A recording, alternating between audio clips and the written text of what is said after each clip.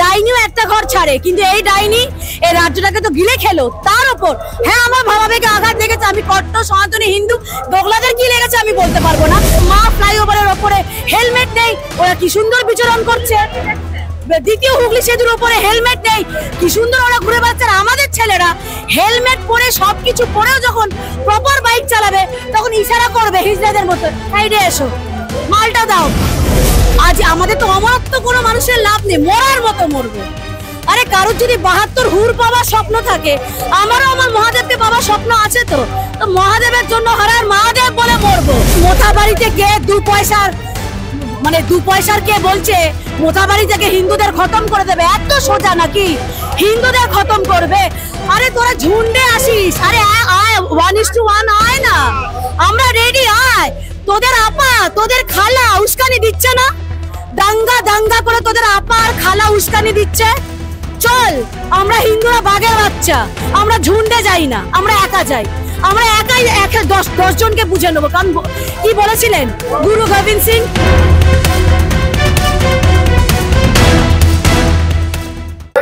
আমরা দেখলাম ঈদের দিন রেড রোডে মুখ্যমন্ত্রী গেলেন এবং সেখানে গিয়ে বলছেন হিন্দু ধর্ম গন্ধা ধর্ম। কিভাবে দেখছেন বিষয়টা? ওনার যে মুখ দিয়ে নোংরা মুখটা দিয়ে বলেছে না, ওনাকে ধিক্কার জানাই সেই মুখে। আপামর সনাতনী হিন্দুরা থুতু মারে ওনার মুখে। আর দ্বিতীয়ত উনি জীবনে কোনোদিন আরো যেন নিজেকে না বলে আমি হিন্দু আমি ব্রাহ্মণ। উনি না হিন্দু, উনি না ব্রাহ্মণ, উনি মানুষের পর্যায়ে পড়ে না। আরে ডাইনিও একটা ঘর ছাড়ে, ডাইনিও একটা ঘর ছাড়ে, কিন্তু এই ডাইনি এই রাজ্যটাকে তো গিলে খেলো। তার উপর হ্যাঁ আমার ভাবাবেগে আঘাত লেগেছে, আমি কট্টর সনাতনী হিন্দু, দোগলাদের কি লেগেছে আমি বলতে পারবো না, তবে আমার ভাবাবেগে আঘাত লেগেছে। এবার যখন আমরা রাস্তায় নামবো তখন আমাদেরকে পুলিশ দিয়ে ঘিরে দেবে, তখন আমাদেরকে কোর্টের কাছে দৌড়াতে হবে।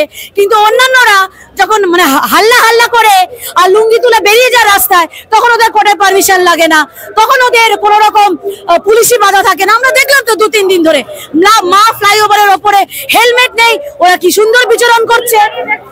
দ্বিতীয় হুগলি সেতুর উপরে হেলমেট নেই, কি সুন্দর ওরা ঘুরে বেড়াচ্ছে। আমাদের ছেলেরা হেলমেট পরে সবকিছু পরেও যখন প্রপার বাইক চালাবে তখন ইশারা করবে হিজড়াদের মতো, সাইডে এসো, মালটা দাও।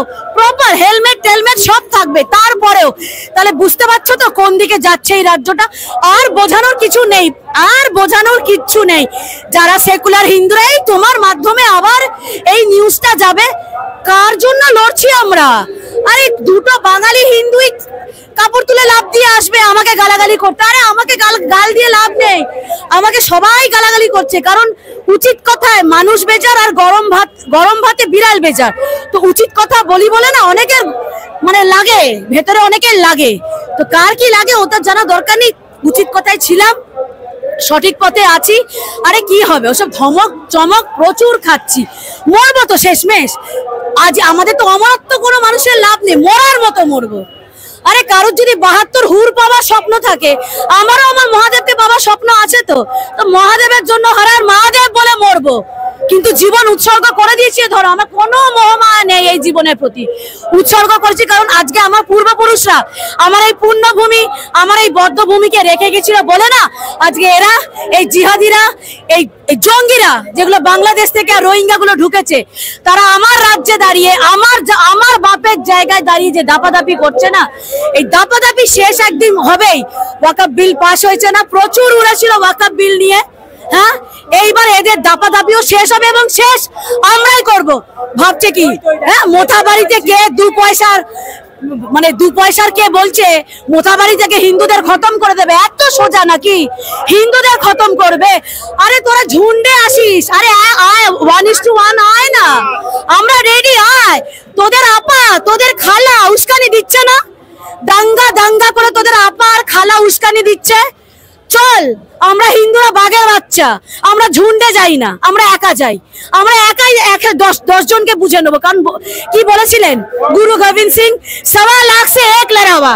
তো আমরা সেই গুরু গোবিন্দ সিংকেও মানি। আমাদের হর পার্বতী থেকে শুরু করে প্রত্যেকটা আরাধ্য কে মাথায় নিয়ে আমরা এই ধর্মযুদ্ধে যখন নেমেছি, অস্তিত্বের লড়াই যখন নেমেছি, এর শেষ দেখে আমরা ছাড়বো।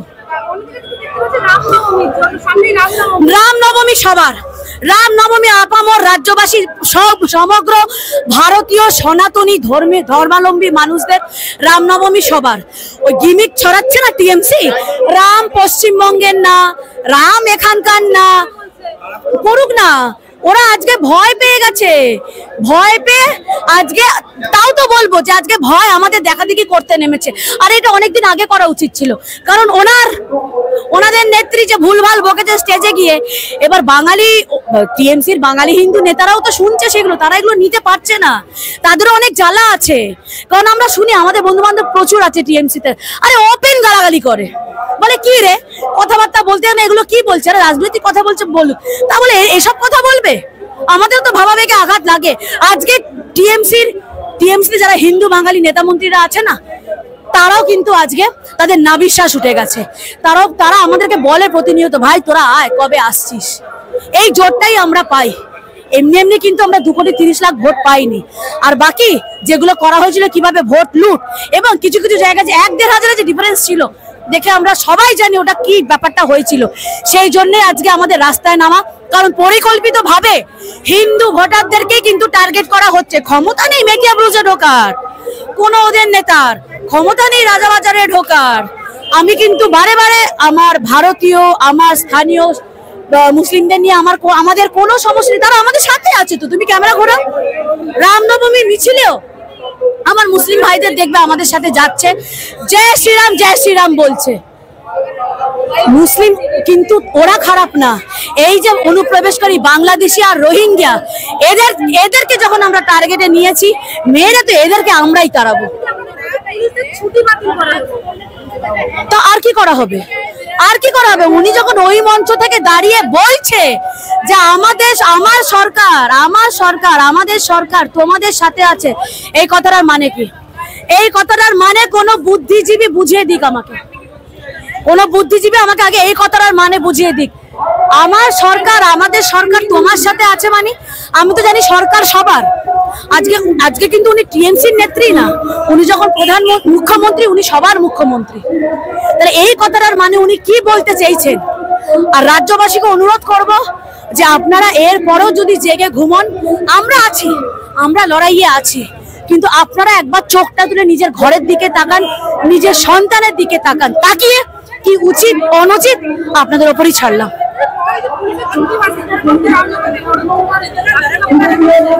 পুলিশে যদি ছুটি বাতিলই করে থাকে, আমরা প্রস্তুত আছি। আমরা বললাম তো, কি হবে, মরবো তো, আরে আত্মাটা শান্তি পাবে যে একটা ভালো, আমার নিজের ধর্ম রক্ষার্থে মরেছি, আমার এই পুণ্যভূমি জন্মভূমি রক্ষার্থে মরেছি, কোনো আফসোস থাকবে না।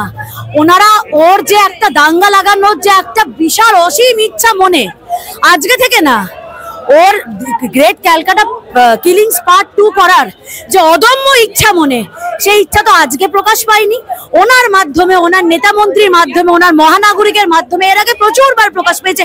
তোমাদের মাধ্যমে প্রচুরবার এই কথা বলছি, এটা তো নতুন কিছু শোনোনি। তো তাতে কি আছে, ওনার দুধেল গাইতে ছাড়বে তো, ঠিক আছে, দেখে নেবো।